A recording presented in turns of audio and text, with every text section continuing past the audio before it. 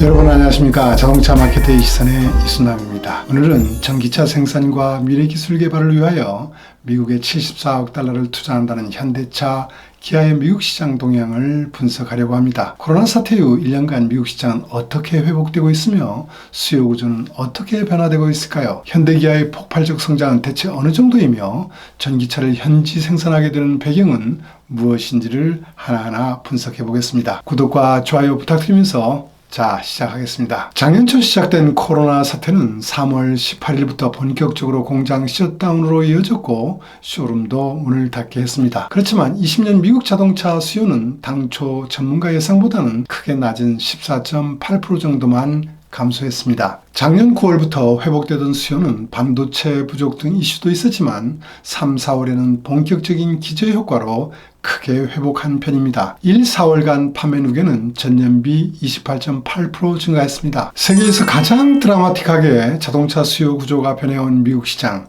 코로나 사태 1년을 겪으면서 어떤 변화가 있었을까요? SUV, 픽업, 미니밴, 소위 RV의 판매 구성비는 코로나 사태 1년이 지나면서도 계속 증가하여 77.8%로 역대 최고 수준이 되었습니다. 특히 SUV의 구성비는 5년 전에 비하여 10%포인트 증가한 54.6%를 차지하고 있습니다. 승용차는 10대 중 2대 정도만 팔리고 있어 향후 미국 시장에서 세단을 보기가 힘들 것 같습니다. 승용 세그먼트의 판매는 기저 효과로 증가는 했지만 판매 구성비는 계속 떨어지고 있습니다. 승용차 내 세그먼트 가운데서는 엘란트라급과 소나타급만이 아직도 건재한 편이라고 할 수 있습니다. SUV 트렌드가 강해지면서 포드는 승용차 사업을 거의 포기하고 있고 GM, 토요타, 혼다는 액센트급 차급에서 철수하여 승용차 판매 감소 경향은 지속될 것으로 보입니다. 가장 핫한 SUV는 전 차급에서 계속하여 증가 현상을 보이고 있습니다. 가장 성장률이 높은 세그먼트는 코나와 셀토스가 속한 엔트리 CUV 세그먼트이고 세그먼트 사이즈는 엘란트라급, 소나타급 세그먼트보다도 큰 편입니다. 가장 볼륨이 큰 세그먼트는 투싼, 스포티지가 속한 서브 컴팩트 SUV급입니다. 그 다음으로 큰 세그먼트는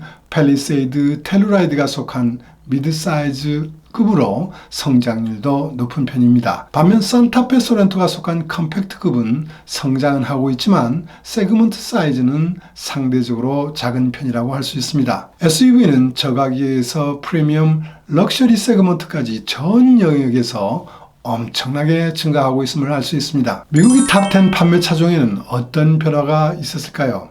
미국의 탑10 모델 중 미국의 빅3의 픽업 모델과 토요타 라브4는 1위부터 4위까지 부동의 자리를 지켜왔습니다. 그러나 5위에서 10위 자리는 혼다 CR-V, 쉐보레 이퀴낙스, 닛산의 로그의 서브 컴팩트 SUV급과 토요타 혼다의 캠리와 어코드, 카롤라와 시빅이 번갈아 차지하는 형국이었습니다. 그러나 코로나 사태를 겪으면서 혼다 다음을 상실하고 있는 혼다의 어코드와 시빅, 그리고 적자에 빠진 닛산의 로그, 전기차에 올인하고 있는 쉐보레 이퀴낙스도 10위권 밖으로 밀려나면서 변화의 조짐을 보이고 있습니다. 그 자리를 토요타의 픽업과 SUV가 대신하면서 토요타는 승용차와 SUV에서 각각 2차종, 픽업 1차종 합계 5차종이 탑10에 랭크되는 저력을 발휘하고 있습니다. 정책 면에서는 미국 정부의 환경 정책 변화라고 할 수 있습니다. 트럼프는 환경 규제 완화 정책으로 기후 협약에서도 탈퇴하였는데 바이든 대통령은 이것을 뒤집어 놓았고 전기차와 배터리를 포함한 환경 정책을 강화하고 있습니다. 그러나 현재 미국의 전기차 판매 구성비는 2.3% 정도로 중국과 유럽에 비교하면 매우 낮은 편입니다. 테슬라가 주도하고 있던 미국의 전기차 시장은 아우디, 포르쉐, 폭스바겐, 포드 등이 전기차를 속속 출시하면서 새로운 변화를 맞고 있습니다. 이러한 경쟁자들의 출현으로 테슬라의 전기차 내 마켓쉐어는 작년 1, 4월간 84%에서 올해 70%로 떨어지고 있습니다. 반면 하이브리드, 플러그인 하이브리드 시장은 전체 판매의 5.2%를 차지하고 있으며 성장률도 106%로 전기차의 66%보다 훨씬 높습니다. 이런 미국의 전동화 시장의 변화에 맞춰 미국 빅3의 대표 차종인 픽업 시장에도 변화의 바람이 불고 있습니다. 빅3의 픽업은 포드, 쉐보레, 램, 각각의 브랜드에서 전체 판매의 30% 이상을 차지하고 있으며 한때 대당 15,000불 이상의 고수익을 창출했던 전략 차종입니다. 그러나 최근 리비안, 테슬라 등 신흥 전기차 업체들이 전기차 픽업을 개발하고 있어 빅3에게 큰 위협이 되고 있습니다. 포드의 F150 라이트닝과 GMC 험머 픽업이 전기차로 빠르게 개발되는 이유 이제 이해되시죠?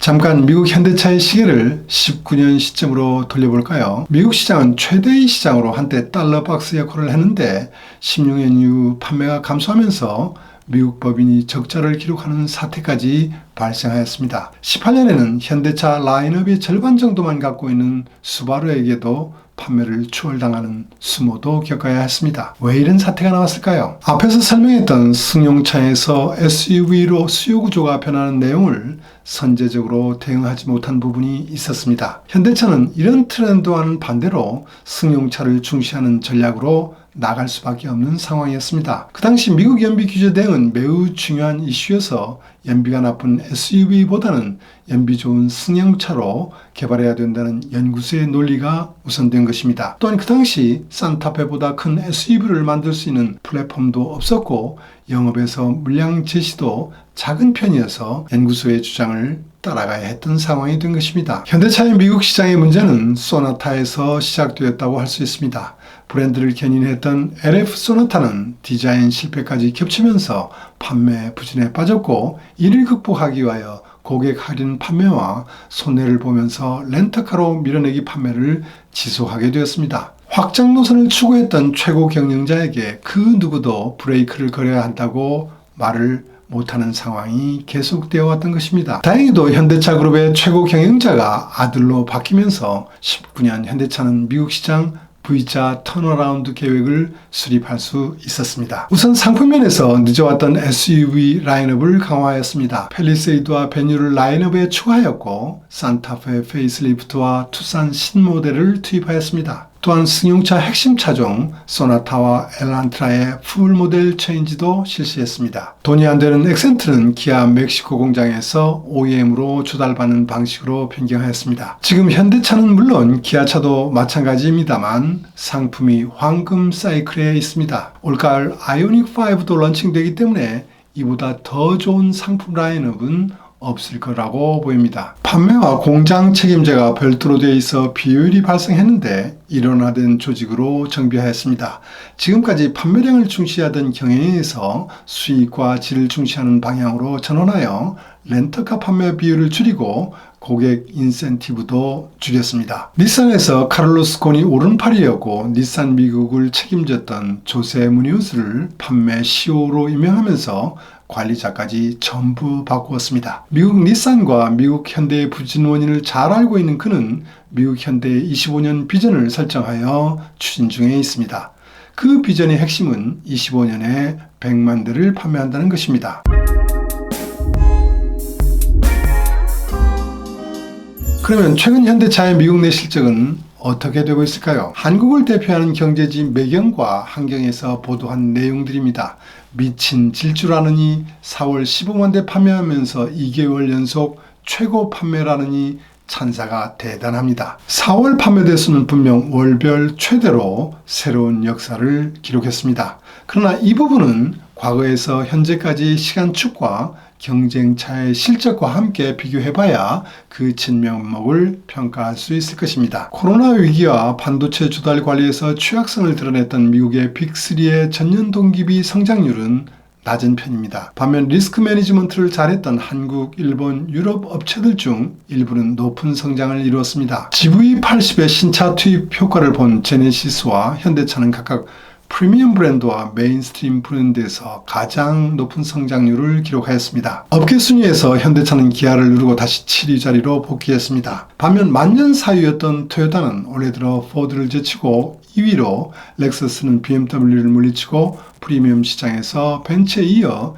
2위를 기록하는 등 토요타의 강세도 계속되고 있는 편입니다. 이러한 성장에도 불구하고 1, 4월간 마켓시어는 4.5%로 16년 수준을 회복했고 이제 상승 기조로 방향을 틀었다고 분석합니다. 이러한 현대의 성장 원인에는 SUV 전 세그먼트에서 세그먼트 내 평균보다 높은 성장률과 전년 동기 대비 마켓 쉐어가 증가하고 있다는 점입니다. 특히 최근 런칭한 투싼의 도약은 스타일 선호도에서 이슈도 있었지만 혼다 CR-V 다음으로 높은 성장률을 기록했습니다. 승용차에서도 성장을 하고 있지만 액센트와 엘란트라는 세그먼트 평균보다 낮은 성장률을 보이고 있으며 세그네 마켓 쉐어도 전년 동기 대비 낮아지고 있어 시장 상황 변화에 취약한 편입니다. 반면 소나타는 19년 12월 런칭했지만 런칭 실패로 K5 구형 모델보다도 부진한 판매가 계속되었는데 이제 약간 회복한 양상입니다. 그러나 인센티브가 증대되면서 향후 리세일 밸류 및 브랜드 이미지에 어떤 영향을 미치는지는 지켜봐야 할 대목입니다. 현대가 수립한 V자 타입 턴어라운드 계획은 절반이 성공이라고 평가할 수 있습니다. SUV 라인업 확충과 신모델 도입으로 마켓 쉐어는 회복하였으나 판매 대수 회복과 미국 법인 수익성 개선에는 조금 더 시간이 걸릴 것으로 예상됩니다. 강연도 연결 재무제표에 대한 감사 보고서에 의하면 미국 법인의 단기 순손익은 17년 이후 개선되어 오다 작년 코로나로 인하여 다시 크게 악화되었습니다.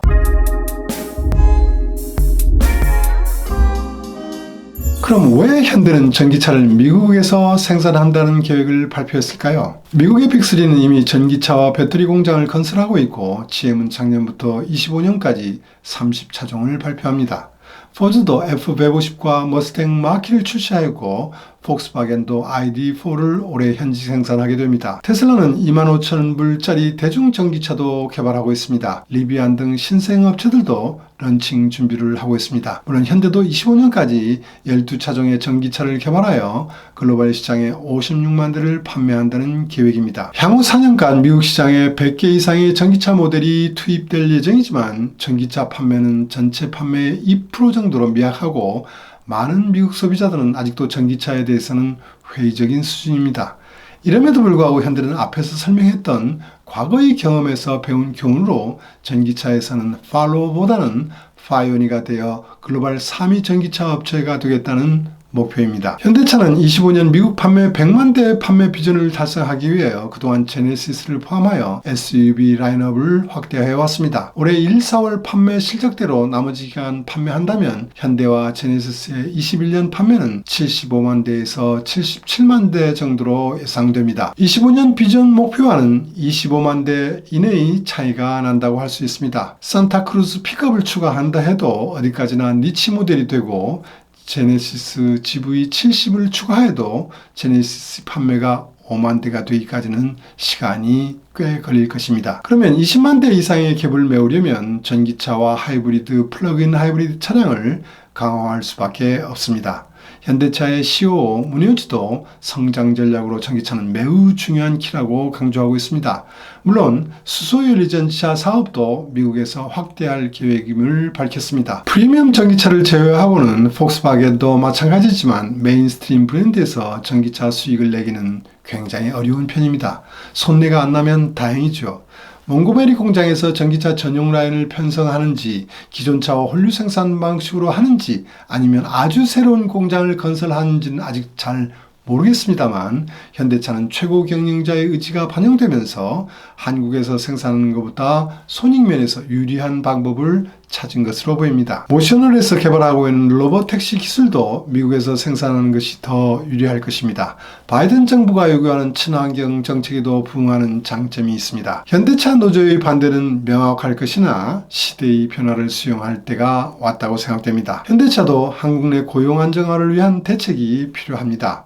하이브리드, 플러그인 하이브리드의 경쟁력을 강화하여 안정적인 수출이 될 수 있도록 해야 합니다. 오늘은 여기까지 하겠습니다. 들어주셔서 감사합니다.